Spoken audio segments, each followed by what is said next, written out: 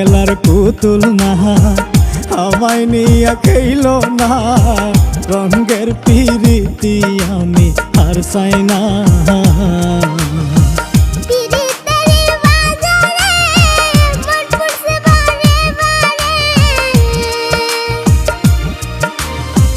পিরিতের বাজারে